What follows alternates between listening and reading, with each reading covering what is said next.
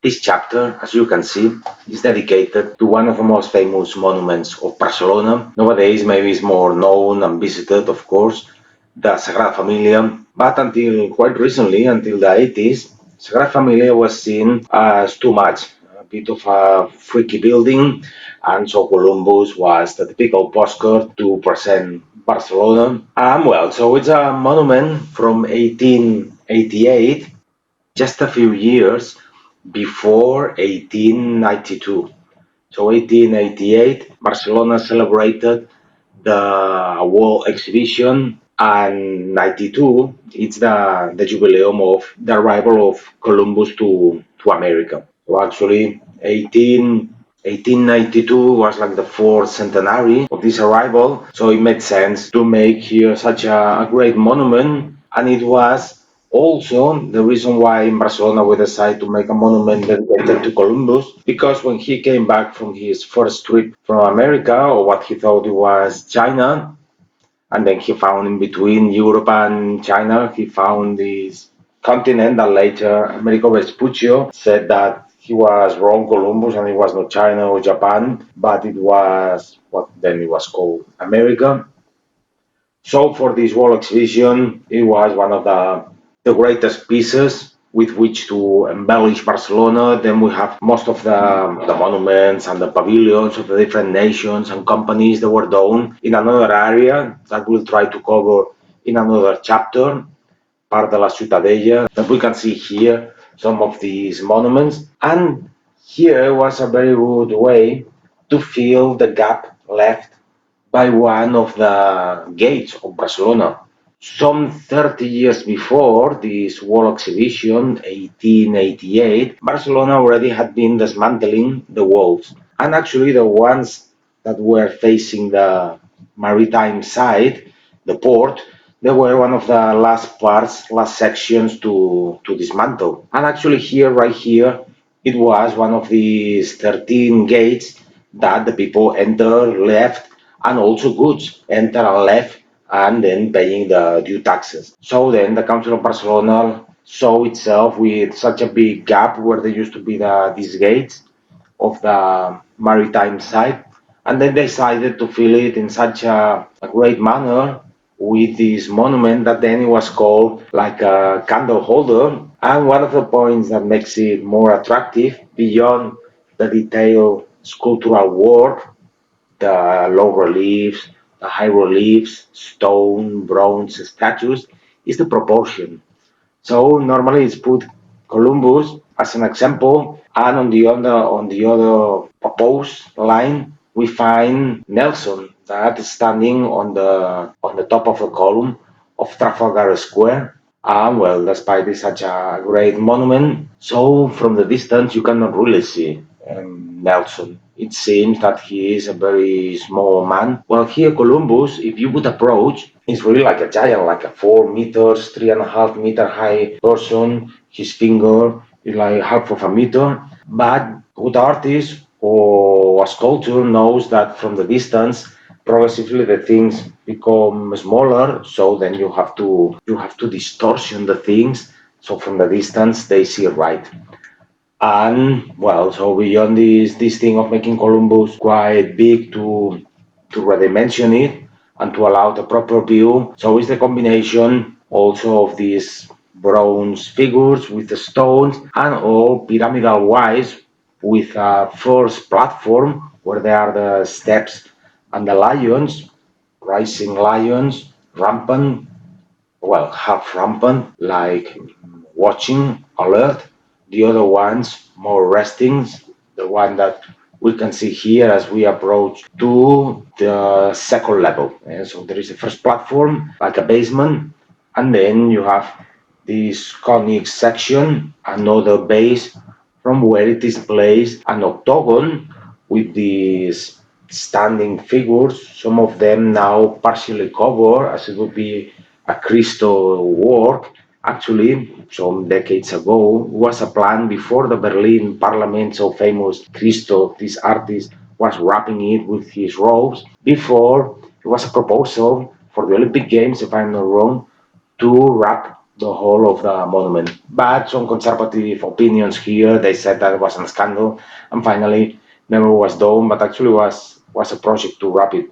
And now, for the sake of restoration, they wrap some of the single columns. So the standing, the freestanding, and then some others on a pediment, on a podium, representing allegories of the different kingdoms like Navarra, Castile, Leon, Aragon, and then the column itself that we will explain it after we have a closer look to these platforms. Yeah, in the times it was a landmark, such a monument, not only the artistical work, but as a piece of engineering, as we will comment.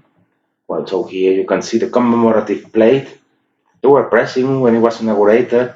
The President of the United States, because Columbus arrived to America, of the Times, Cleveland, if I'm not wrong, and then also the mayor of Genoa, because then it was supposed, and still most of the people, they believe he was a Genoan sailor, an entrepreneur, map maker. But the last historical research, they are affirming, they are positive that he was Catalan, though he always hid his identity because the father of Columbus had been fighting against the king, Ferdinand, or the father of the king, Juan, and that's why he kept quiet about his identity, otherwise the kings wouldn't have financed his work. Well, here, second level, you can see this poor Indian facing the reality by Victus, so the losers of the world, they have to face the consequences. And here, the departure of Columbus on a boat to go to the big boat, this Carabella, and here the son, the mother probably, and some of the priests of the area of Palos or Pals, probably the Catalan town of Pals. They are giving the farewell to Columbus, and then the rowers. Here we can see two names: Beccherini, the one who made the cast in bronze, and then the sculpture itself, Manuel Fuxá. Then we have the other figure, the one more protagonist, who was Rafael Ache, who made this giant of Columbus. And then many other artists like Agapit Mitjana. Here, by the way, the bones of the Civil War. The city of Barcelona, 36-39, was heavily bombed by the Allies Franco, who were Hitler and Mussolini. They have a very powerful air force, the so-called Junkers or the Aviazione Legionaria from Mussolini, the Condor Air Force from Goering, or led by Goering, the Minister of the Air, and especially here the port, as it was the place to enter the goods, not only food, but also other material goods. So it was heavily bombed. And in the area, some of these stone monuments or buildings, they still have the impact of the iron pieces that they were inside the bombs of the times. So yeah, we're talking about a great collection, the Florinata of the times. They were participating in this choral work. So he's not just an architect who made the design. By the way, Gaietà Buigas, but then his son, who was also very prominent, he made the magic fountains of Montjuic that we'll try also to cover in another chapter. And he made a teleferic cable car from the 20s, 29, also one of these iconic, emblematic buildings, monuments of Barcelona. So Gaietà Buigas, Gimona, Josep Gimona, Pagès i Serratosa, really like a collection of 10, 12 different sculptures participating in this work. That well, they are also, together with these medium relief bronzes, we have this stone coat of arms of different towns that they play an important role in this discovering of America, of first colonization, because discovery really the Vikings and the Basque whale sailors, they already knew at least the Ranova area, but normally they kept it secret, the Basque especially, great cut catchers, because they didn't want the competence to know about it. Well, the Lions we were talking is a work of the design of Agapit Parmigiana, while the work really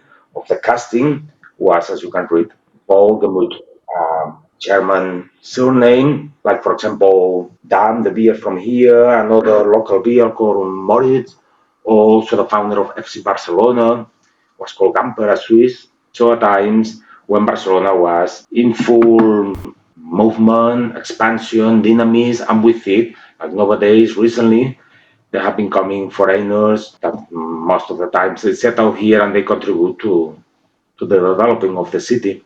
And here you can see the begin of what it used to be a fence. Nowadays, the way we want to enjoy in our towns the monuments, or the council, the designers, the urbanists, they try to improve the access.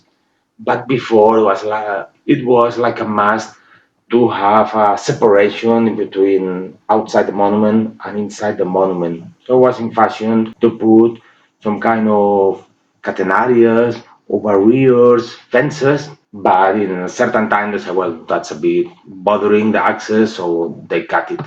And you can see the consequences of this confinement that has been not tourist at all, zero. And even the locals, they were not allowed to go shopping or to go for a walk, and therefore they are growing the bad weeds. So we are in at end of May, when here it's easing the confinement, but still the people is limit to go for a walk unless you are a child or an elderly, only until 10 in the morning and then later 8 in the evening. So that's why it's not so many people in the streets. Well, you can see the first platform, and then the second base has a conic shape, a cat conic. It's only like the beginning of a cone. Here, the coat of arms of Barcelona, right? And here is when Columbus was received by the Catholic kings, Ferdinand and Isabel. Here again, we can read here from left to right. That will be the reading, the son of Columbus. That then also he was part of this enterprise. So Columbus was not really like a patriot and in this feeling of conquista. He wanted to, or reconquista, as they say, the Spaniards. He wanted to expand the Catholic faith. He was an entrepreneur, and he wanted really to be a great lord there, a great nobleman, and that's why they made a kind of contract between himself, who had the know-how but had not the capital, and the Catholic kings, who were the financiers. So both parties they should benefit out of it.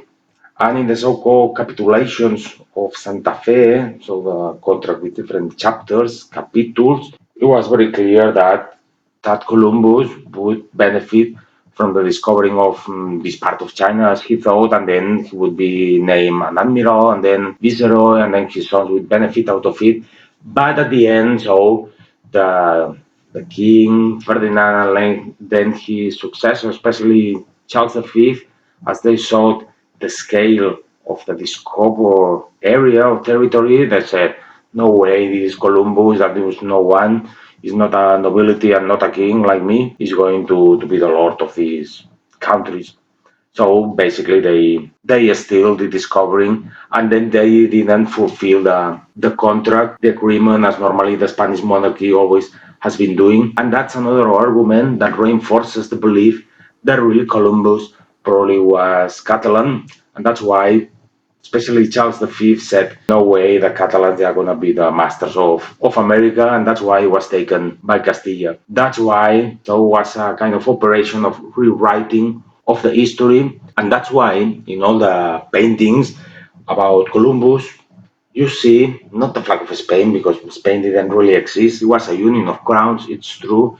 Aragon, Navarra, and Castilian, and also the kingdom of Naples, Sicily, Van Flanders, Milan. So a collection of kingdoms, but the one who was really going through this colonization and later genocide in the Indies, it was Castile that had this flag of a castle and a lion. Well, we have this very sound stone, a local stone from Barcelona, with which until 1920s, 1930s, that they were using more the concrete. Before, especially the wood buildings, were all churches and palaces, sound buildings. They were done with sandstone, a local stone that comes from here. The left-hand side, walking like 10 minutes. There used to be the quarries of a time of sandstone with a lot of quartz. That's why that is a bit dirty, this stone, but when it's fresh or restored clean, has a very nice rosa color out of quartz. So here the column, that landmark of the time of engineering, because it was built with three sections of with three sections of steel and then ensemble. And on the top, above the capital, there is a kind of egg. That actually is where Columbus is standing. And then inside this egg, that is like a big room. So it's a space for a lot of people that they can go up with a lift. And from there, on the top, you have a very good commanding view, 40 meters high column. So in the times it was the highest viewpoint in Barcelona. Later will become the Sagrada Familia. Some of these low reliefs and medium reliefs they were replaced in a later date. So we can see that in some of these parts of the monument, some things that have been replaced or taken out, the things that they were bothering. And then inside is a very interesting area, very interesting circular perimeter room. There is a little bar, a tourist information office, and you can see like the basement, how the foundations of the monument. Obviously, they didn't want to spend any bronze or expensive stone, so well masonry cut, but they used for the foundation brick. And here another famous representation that is the where Columbus was trying to prove the monks of supposedly because of this story of Columbus, most of it was rewritten, and probably most of it is not true or is half true.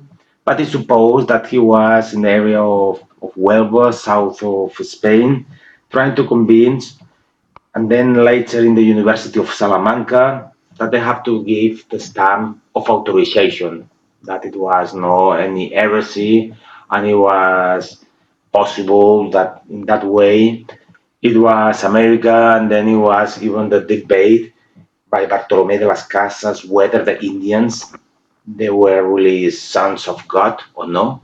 And that was very important because if they were sons of God, you couldn't torture them and you couldn't kill them just like this.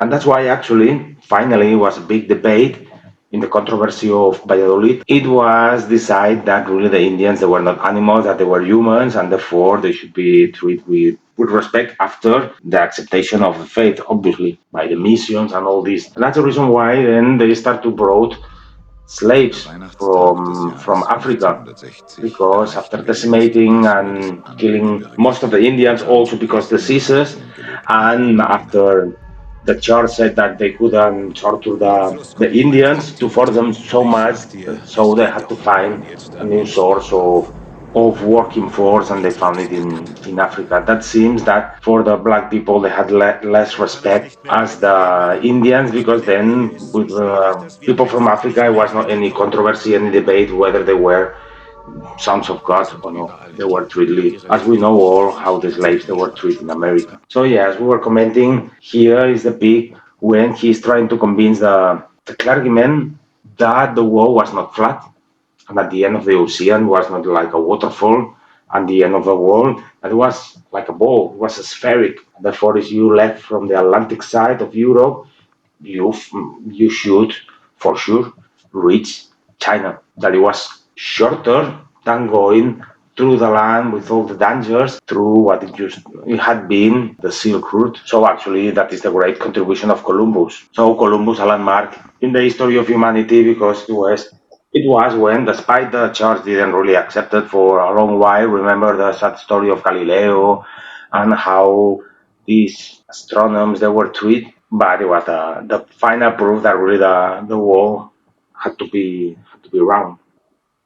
Well, on the second level, together with these allegories of the different kingdoms represented by very sturdy gods, and the other ones who are covered, well, here more of these Catholic kings, like giving the acceptance to the trip and giving him the farewell, or in these negotiations that really was taken a long time to agree after Columbus really had been trying in almost all the courts of Europe, France, Lisbon, then finally in the court of not yet Madrid was an itinerary court, Granada. Actually, all these dealings, most of it was done in Granada, 92. And remember, 92, it's a very important date for this dynasty and the kingdoms they belong to it, because it was not only our discovering of America, but the conquering of Granada and the expulsion of the Jews.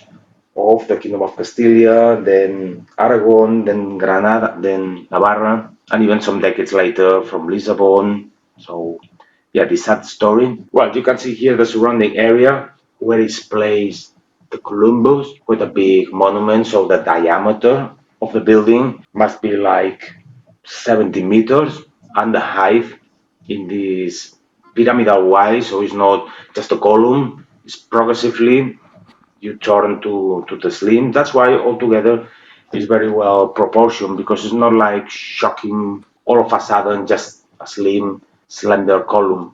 The gaze somehow progressively and in a deuce way is projected towards Columbus, and then on the top is when again the slim diameter of the column opens again.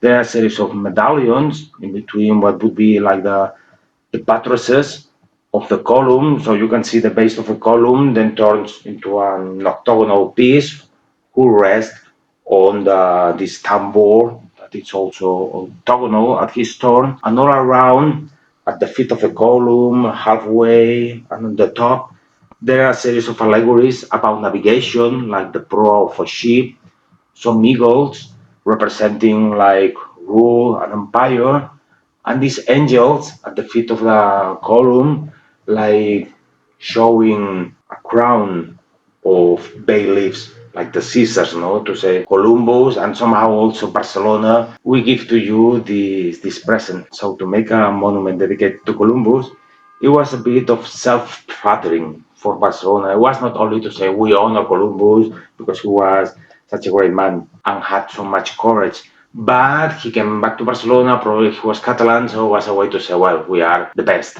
So that's the explanation of these palm leaves, like this present used to be given to the saints, to the martyrs. And the very same location of Columbus at the port of Barcelona, it was a way also to express the power of Barcelona. That again, after some centuries of stagnation. Actually, in the times of the conquista of America, the Catalans didn't participate. It was forbidden. If you had a Catalan surname, so they didn't let you embark in the boat. If you were a trader, you have to make it through smuggling or to make a special contract with Sevilla to ship it there in Sevilla. But by late 18th century, the trade with America was open also to the Catalans, and Barcelona profit out of it, and together with the changes in agriculture, the industrialization, and so on. So the trade with America, especially with the last colonies like Cuba or Philippines also, in the other side of the world, Puerto Rico. There were many expatriates, people from here going there. Like, for example, the very same Bacardi who found this